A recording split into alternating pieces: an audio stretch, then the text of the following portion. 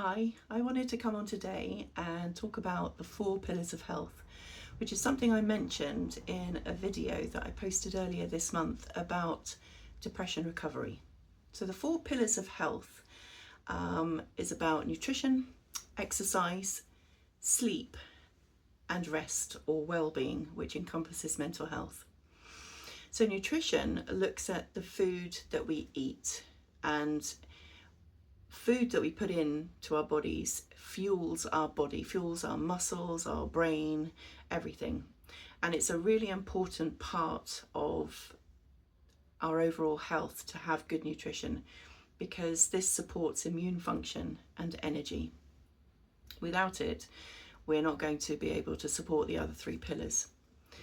So the second pillar is exercise, and exercise is essential for physical and mental well-being.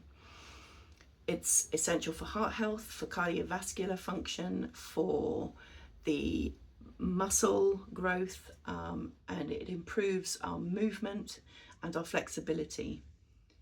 And it also improves our mood.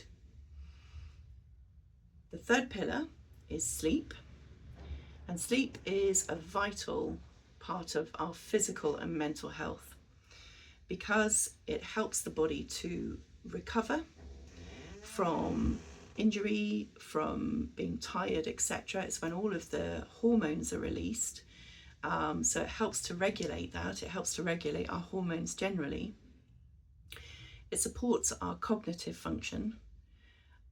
So when our brain is resting, that is helping to support that cognitive function so that we can then think clearly and function properly after we've slept. There's a lot of information around good sleeping habits, regime or hygiene, and in order to have a better quality of sleep, it's really important to actually look at the routine of going to bed, making sure it's regular, etc. Sleep is a hugely important part of our health. And the 4th pillar is rest or well-being. This is essential for emotional well-being, for stress management, for mental resilience, to be able to practice mindfulness and promoting things like social connections and access to therapy. Emotional well-being is essential. When we're not emotionally well, we don't feel very well, and it can affect our physical selves, our cognitive selves, and our mental selves. So by prioritizing well-being, it is essential for overall wellness, and it will support the physical well-being.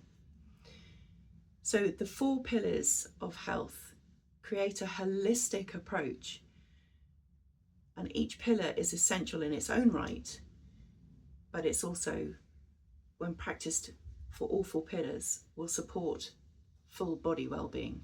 And that is why when we're talking about mental health and depression recovery, looking at the 4 pillars of life, understanding where there's imbalance is really important. It's a really important part of being human and being well. So I hope that helps.